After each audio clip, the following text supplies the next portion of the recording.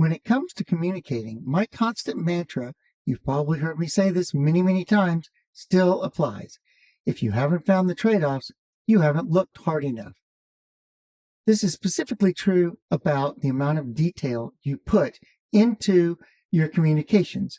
Now, last time we talked about written communications and askew obfuscation. This time we're going to talk more about visual representations. I'm going to use slides, PowerPoint slides specifically, to illustrate what I'm talking about. But remember, the things I'm going to talk about here apply equally to any sort of visual representation of a network or anything that you're doing with a visual representation, even if it's a figure in a book or an article or wherever it happens to be.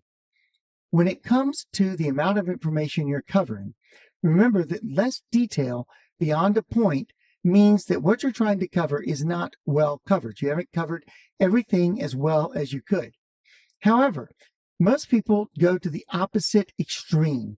They cover so much detail, they push so much detail into their presentations that they lose their audience. The audience cannot understand or capture everything. So you need to right size your explanations. Another form of obfuscation in another direction is adding unneeded information. This is just like adding unneeded words in written communications, but you're actually saying, okay, I'm going to add all this stuff for whatever reason. A lot of times it's just to make myself sound like I really know what I'm talking about. And this stuff is just not adding any real information. It's just data. I'm just throwing stuff at my audience. So let's talk about this again in terms of presentations. We often think when we're building a presentation, this is the only time this person, my audience, is ever going to see this information. So I have to give them everything all at once. Now I have to give them everything. I have 30 minutes and I have to do everything, do it all. This is not really what you're after in a presentation. One of the problems you're going to face when dealing with presentations and graphics is that visual media is simply not as rich as the written word plus still images. People say a picture is worth 1,000 words or whatever it is, and that's true once you add words to it. But just the picture by itself can often be confusing. Just the video by itself is never going to have the depth of the written word. I have the experience of writing books and then taking those books and turning them into video series. I can cover probably a quarter to a third of what's in a book in a 6 to 8 hour video series. So this is yet another reason, by the way, to become a really good reader. We'll touch on this later in this series. What you want to do when you're building a presentation or you're building an individual diagram in a book or in an article is you want to focus on creating a mental map and then pointing people to deeper sources of information. You can't cover it all in one place. Let's look at some examples. How many times have you been sitting in an audience and a presenter puts this kind of information on the board? This is obviously a TLV format for BGP. This is specifically an EVPN type 1. Now this looks great, adds a lot of technical detail, and people love to come away saying there was so much technical detail. But let's be realistic. How much of this do you remember when you walk away from the presentation? How much of detailed processes or bit set or whatever? A couple of things might strike you, but overall, you're just not going to remember a lot of this detailed stuff. So how much of this detail is your audience going to remember if you're building a presentation? What does the E bit do in OSPF? What does the down bit do in IS to IS? Where are they in the packet format? People don't remember these things. If you want to find this information, are you likely to open the presentation you saw that contained it and fast forward to find it? No, probably not. What you're probably going to do is a web search, and you're going to find a document, either in vendor documentation or some other place that's going to tell you what you're looking for. So no, straight information should always have context. It's always like writing a fiction book.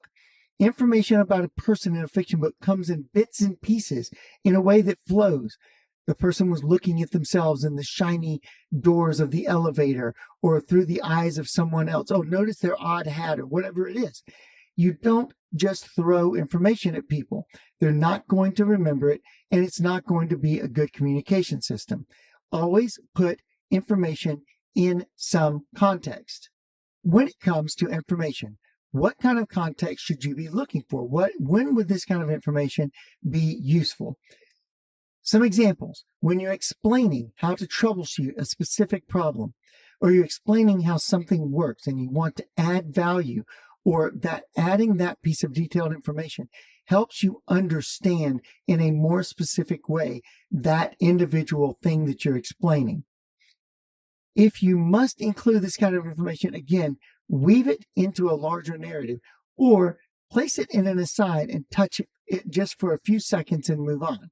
I've been known to include hidden slides so that when you get to the slide, I skip over it in the presentation. But when you get your copy of the slides in whatever you're doing in a conference or something, you will find that there are extra slides that have packet formats in them. Maybe you can use that. Or again, maybe you'll go find that on the internet. Another thing you can do is just touch the slide, let the slide pop up and say, well, that was interesting. Now, this is the packet format. You can look at this later if you want to. There'll be a test at the end or whatever joke you want to make and move on. So don't expect or think that this kind of information can be presented out of context. Find a context, either using it as a troubleshooting, as a part of a narrative, something like that. Another thing to think about when we use language, and this applies to written as well as verbal or presentations or whatever it is try to avoid plastic words. There's a whole book out there called Plastic Words, The Tyranny of a Modular Language. It's very useful. I found it very useful in understanding the way I talk and the way I communicate and just culture at large, how culture at large works. Plastic words are words that appear to say something very definitive. And most of the time, they are backed up by science of some kind. Oh, scientifically, this is what that means. Oh, look, they did a survey, and that means this is true. Those are often good candidates for plastic words because they seem to say something that's very factual, but they're really just someone's opinion. Or they appear to say something that's very narrow, but you're actually applying it to a very broad context. So you're saying something about, oh, the deployment is too complex. What do you mean? Well, I don't know, it's too complex. Well, the word complex here is plastic. It has a very specific meaning, but you're applying it in a very broad way that's not really helpful and doesn't contain a lot of information. So I gave a quote here from Plastic Words. Ironically, I'll say that if you see or if you have a quote, that doesn't make it right. You have to validate and back up the quote. Quotes just add the air of authority. Sometimes they're not as useful as you think they are. But here this says, as a result, information becomes superior to mere opinion. Superior. It has science. I've done some surveys. I know for a fact that this is true. Or intuitively grounded suspicion or even feelings. It is fortified with data that can be checked. As a datum, it is the essence of the thing. So this part of this problem here is this is what's called reductionism. I'm reducing something to a mere set of facts when there's a lot more to the thing than that set of mere facts. I am actually narrowing my vision to a small part of what the total of reality is. So do pay attention for plastic words, again, both in writing and in presentations and other places where you communicate. How about some very specific tips for presentations and diagrams? Let's say that I wanted to explain to you the IS to IS neighbor formation process. Is this a good diagram to do that on? Should I use this as my diagram? Well, my first question is always going to be, what are all these routers doing out here? What are these two hosts doing? Why are these things here? A lot of times, people will add things to a diagram because it looks technical. It looks fuller. It looks neater. It looks cooler, or whatever it is. My advice is always to reduce the number of devices in your network diagram to the minimal possible. In fact, I kind of have a rule of thumb that if it takes more than 5 devices to explain a concept, you might not understand the concept as well as you think you do. So back off the amount of stuff you're putting on the slides.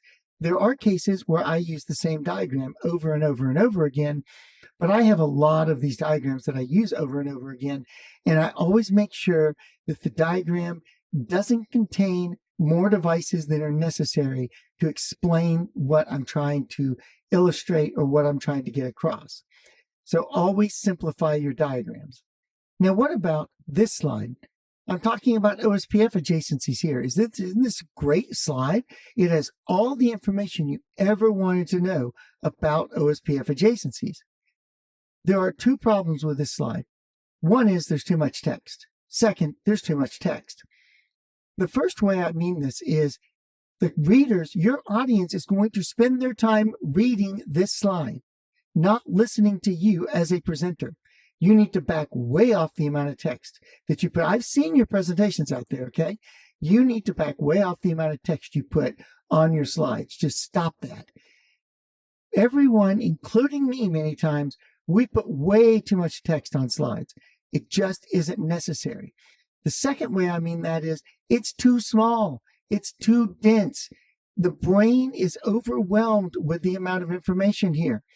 You're much, much better off to back off and cover 1 or 2 points, or to use a single network and walk through it in some way. We'll talk more about that in just a second.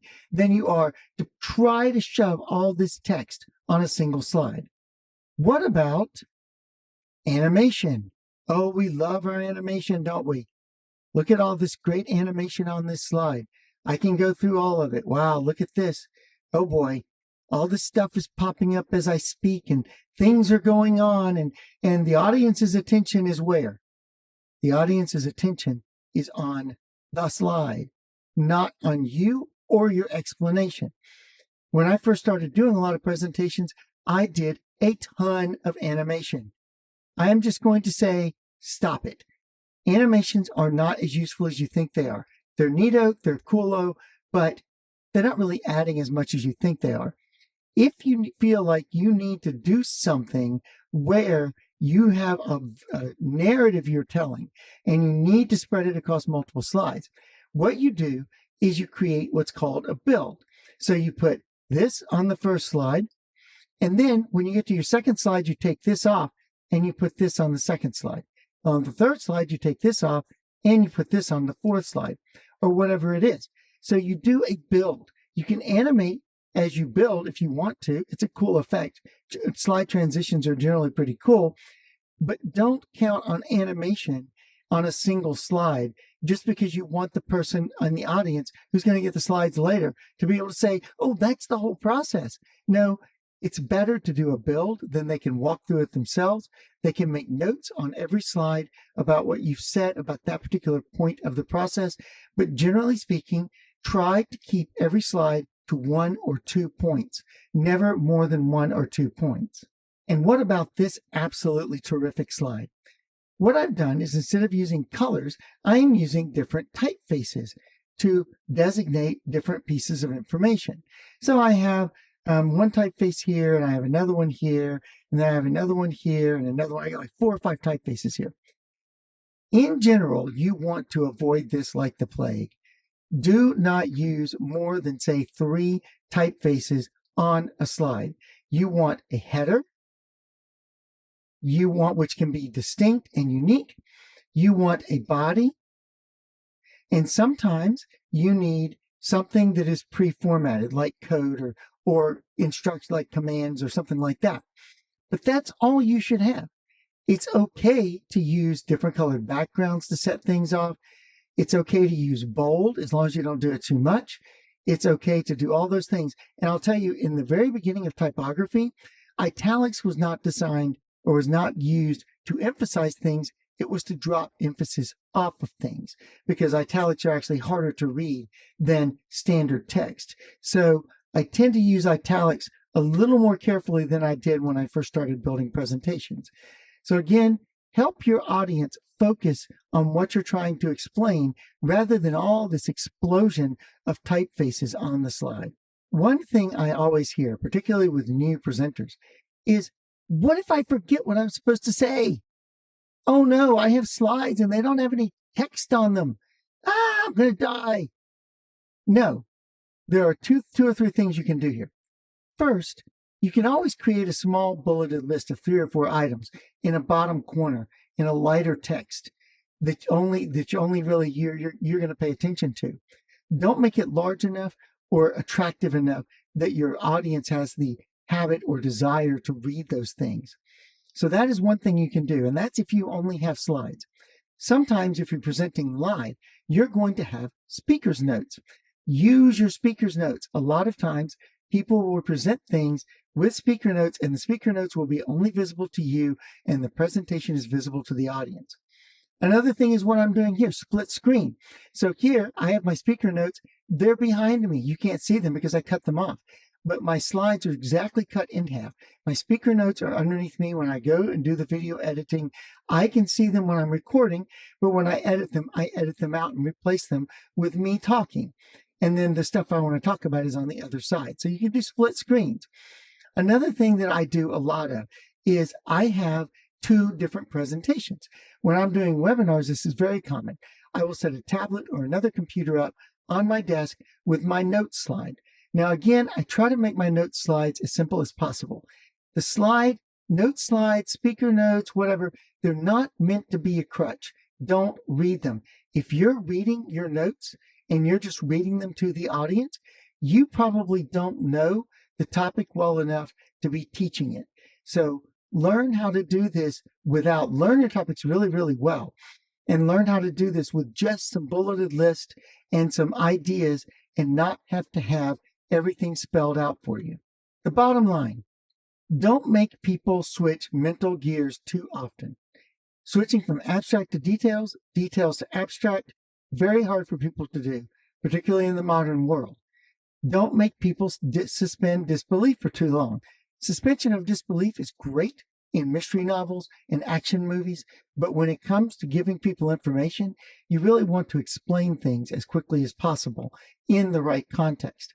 There are going to be times when you're going to have to say, this address goes with this. Now, you're just going to have to trust me on this for some period of time and then move on in the presentation. It's actually helpful for the listener or for the audience for you to say such a thing. All right, I'm at this point in the presentation. You just need to believe me for a minute. I'll move on and I'll come back and explain that. Or you can find out about that by reading this or whatever it is. Don't overwhelm your audience with information. No information dumps. Minimal text, uniform text, minimal or no animation, small sets of colors, small palettes. Don't go wild and crazy with the number of typefaces, the number of colors, all that kind of stuff. And always be creative with providing yourself with the information you need. You have speaker's notes, you have split slides, you have separate slides on a different device, you have small bullet lists in the corner of the presentation. There's lots of ways for you, if you know the topic really well, to give yourself the hints you need to get through the presentation without panicking because you've forgotten what you're trying to talk about.